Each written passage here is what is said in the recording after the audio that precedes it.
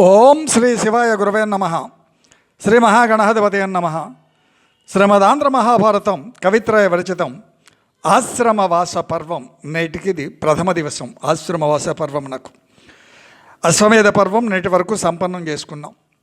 కృతికర్త తిక్కన సోమయాజి అమృత వర్షణ ధారావాహిక 388వ రోజు తత్వదర్శిని కార్యక్రమానికి ఆధ్యాత్మిక ప్రవాచకుల మీద ఈకొండ చంద్రమౌళి రసజ్ఞులను ఆహ్వానిస్తూ, అయ్యా నేటి వరకు మనం అభిజాత్యము లేని రాగద్వేషములకు అతీతమైన గృహస్థు ధర్మ విధమును పాటించినటువంటి సకృపరస్తుడు యమధర్మరాజు వచ్చాడు ఆయన్ని పరీక్షించే నిమిత్తంగా.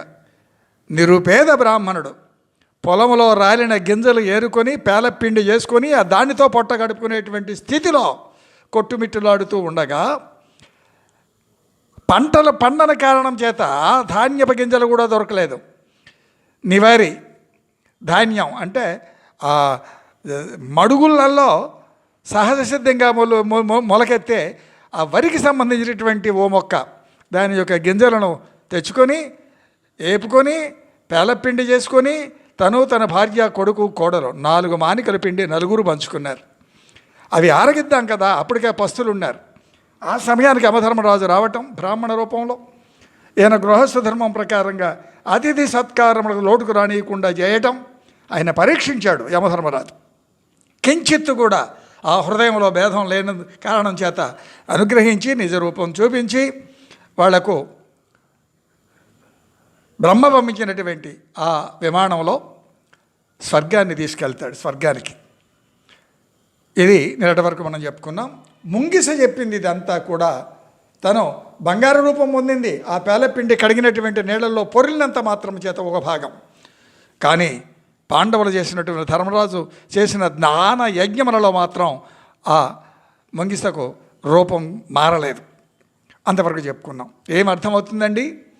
ఆతిథి ఈతిథి అని లేకుండా వచ్చే అతిథి సత్కారం యొక్క వైభవం అభిజాత్యం లేనటువంటి జీవన విధానం భారతములో లేనిది లేదు, భారతములో ఉన్నదే ఎక్కడైనా ఉన్నది అని చెప్పడానికి మిమ్మల్ని వినమని బ్రతిమలాడటానికి కారణం.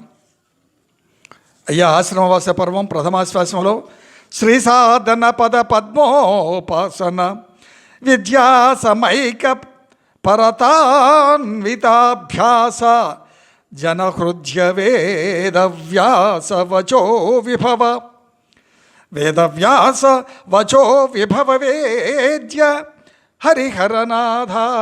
ఎలా మనకు అవగాహనకు వస్తున్నాడండి హరిహరనాథుడు అంటే ఇక్కడ చెప్తా ఉన్నారు స్వామి. అయ్యా నీ పాదపద్మమును సేవించుకునేవారికి సంపదలు ఇచ్చేవాడా? ఎల్లవేళలా శాంతంగా ఉండేవారి హృదయాంతరాళంలో నీ యొక్క నివాసం కదా శ్రీనివాస. వ్యాస ప్రోక్త బ్రహ్మసూత్ర పురాణముల ద్వారా మాత్రమే తెలియదగినటువంటి వాడా? హరిహర స్వరూప. ఈయన హరిస్తాడు కల్మషాలని, ఆయన హరిస్తాడు బహుబంధాలను కదా. పాద సేవనంతో నా తోచిన విశ్లేషణ. చిరులివ్వటం హరి లక్షణం, శాంతపరుల హృదయ వాసం హరలక్షణం. ఆయన రుద్రుడు కదా. కాబట్టి వ్యాస వాక్య వైభవ ప్రాభవం హరిహరనాథం. శ్రీ అనగా మోక్షం, అది కామితమే. అయినా అది లేకపోతే నిర్వికల్పం, అదే సమాధిరోహణం. ఆలోచించాలి సీతారాం, మీకేం వస్తుందో. అయ్యా నేటి విషయాన్ని ప్రవేశానికి ముందుగా ఆనవాయితీగా చిన్న నుతి స్వీయ రచన. గాంధారి ధృతరాష్ట్ర దృష్టులే ఏకాకిగా మార్చు జీవుడు అలమటించు బంధియై కర్మఫలపాసముల జిక్కి దుష్ట చతుష్టయంబుల బుద్ధి మనోచిత్తహంకారమే జీవినేలు జీవనమే మాయాద్యోత వ్యధితమై కృంగు తోడురారెవ్వరు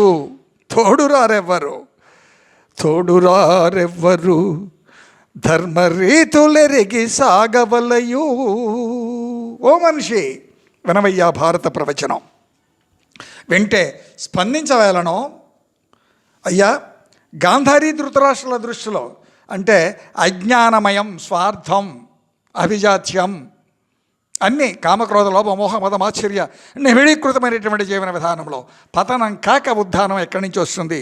ఓ మనిషి వినవయ్యా భారతం. గాంధారి ధృతరాష్ట్రుల ఎడ యుధిష్ఠిరాదుల యొక్క ప్రవర్తన ఎలా ఉందండి? అది ఇప్పుడు మనం ముచ్చరించుకునే ప్రయత్నంగా జనమేజయుండు వైశంపాయనులకు ఎరింగిస్తూ ఉన్నాడు.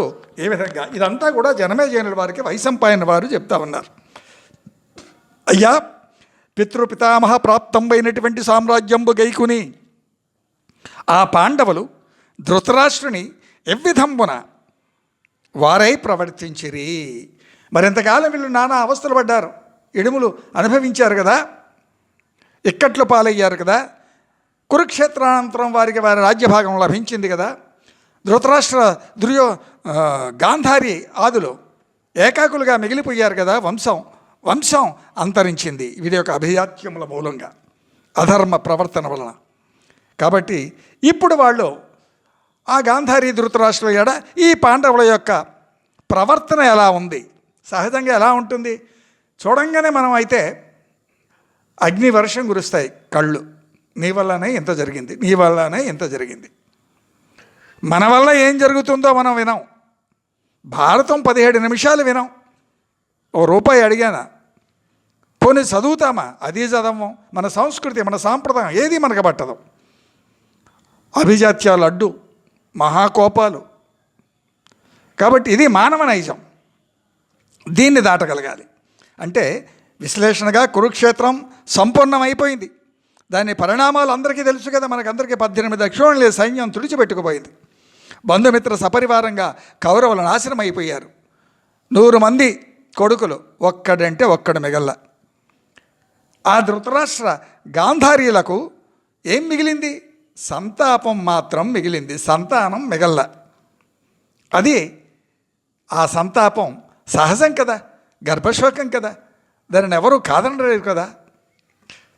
అంత వైశంపాయనుడు వారు ఈ విధంగా జనమేజయునికి వివరిస్తూ ఉన్నారు. పాండవులు నిష్కల్మషముగా ప్రతి విషయాన్ని వాత్సల్యంతో విదుర, సంజయ, యుయుష్యులను పిలిపించి వారిచే చెప్పించుకునే అవకాశమే రానియక, శుద్ధులు చెప్పించుకునే అవకాశమే రానివ్వట్లేదు. బహుశ్రద్ధగా ఈ గాంధారి మరియు ధృతరాష్ట్రులను సేవిస్తూ ఉన్నారు. అంటే పాండవులపై కొంత భేదభావం ఉండటం సహజం. ఎవరికి? ధృతరాష్ట్రుడికి, పాండవులకి. ఎందుకు? వీళ్ళకేమో ఈయన మూలంగా ఇనుములో అనుభవించాం. పాండురాజు అన్నగారే ఇటువంటి అంధుణ్ణి రాజుగా కూర్చోబెట్టి మొత్తం నిర్వహించుకుంటూ వచ్చాడు. ఆయన వెళ్ళిపోయిన తర్వాత వీళ్ళు ఏమైపోయారో మనకందరికీ తెలుసు, విన్నవాళ్ళకి తెలుస్తుంది. కాబట్టి ఈ విధంగా పాండవులకు ఉండటం సహజం. అయితే నా కొడుకులందరూ పోయారు కదా, నేను అనుభవించినదంతా పోయింది కదా, తుడిచిపెట్టుకునేటువంటి దుగ్ధ సహజంగా ధృతరాష్ట్ర గాంధారీలకు కూడా ఉండటం సహజం. అయినా కుంతి, ద్రౌపదీలు స్వయంగా గాంధారిని సేవిస్తూ ఉన్నారు. ఎంత మనోనిబ్బరం, ఎంత ధర్మదీక్ష, ఎంత కర్తవ్య నిష్ట ఉంటే ఇది సాధ్యం. అలాగే నాగకన్య ఉలూపి, ఆపై అప్సరస అయినటువంటి చిత్రాంగద, వీళ్ళిద్దరూ కూడా మీకు తెలుసు అర్జునుని యొక్క భార్యలు. కుంతీదేవితో కలిసి వచ్చి సేవిస్తూ ఉన్నారు. ఎవరిని? ఈ ధృతరాష్ట్ర గాంధారీలను. అంత ధర్మరాజు యొక్క ఆమోదంతో ధృతరాష్ట్రుడు ఆలయాలు, చెరువులు, అగ్రహారాలు ఏర్పరిచేవాడు. ఎందుకని?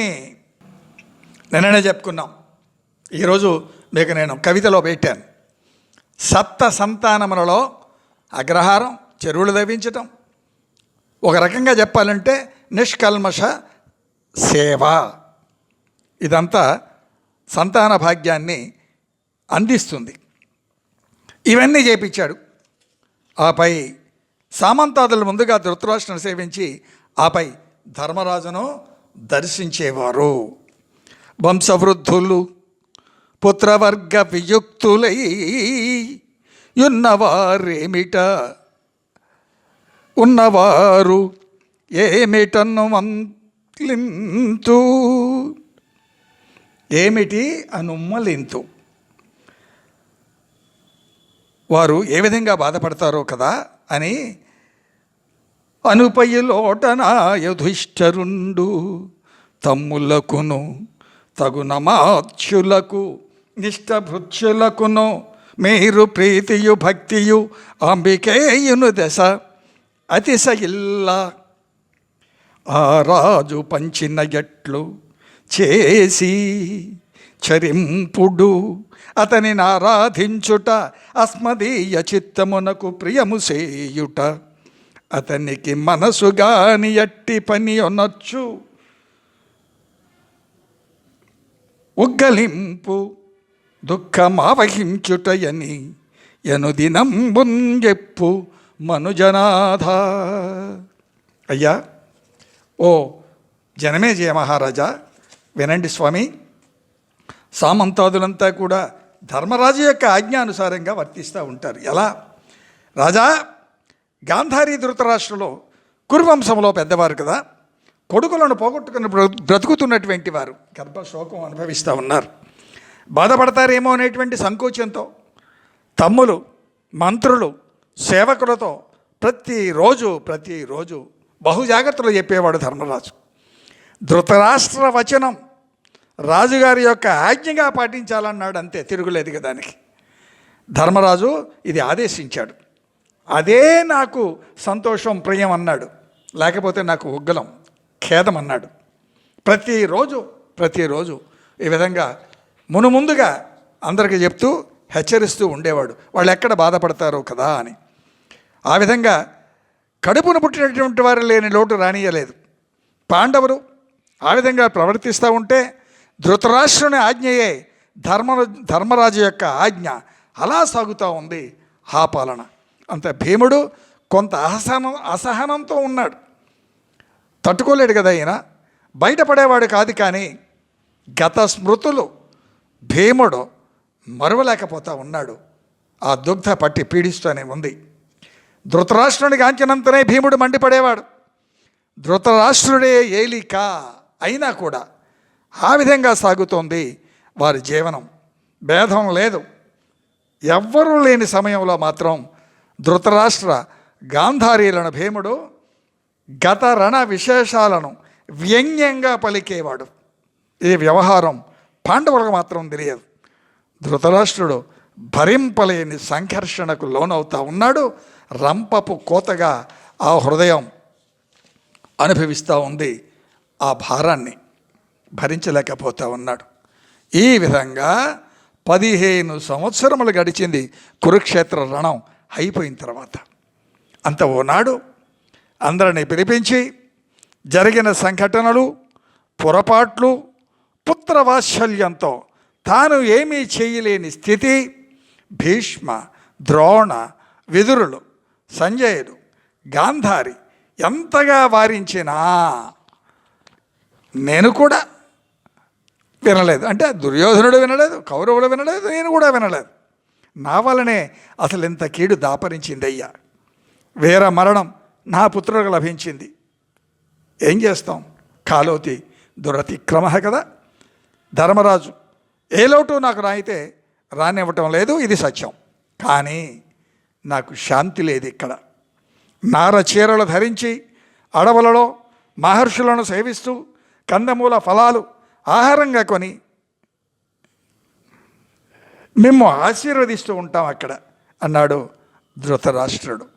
ఈయన మానసిక స్థితి ఎలా కాలం దొర్లించుకుంటూ తీసుకుని వెళ్ళిందో, ఓ మనిషి వినవయ్యా, వింటే స్పందించు, నీకేమి తోస్తుందో.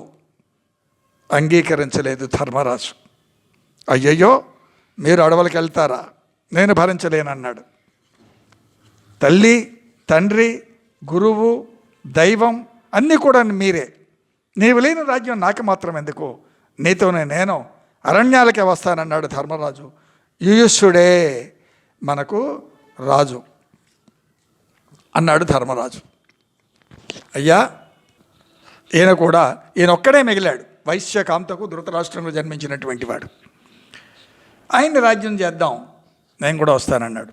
ధరణి రాజ్యము నాకును నరవర సౌఖ్యంబు చేయునా, నీకు గాని రాజ్యం నాకు సౌఖ్యమా? నీవిమై దుర్పిల్ల దుష్కరంబగు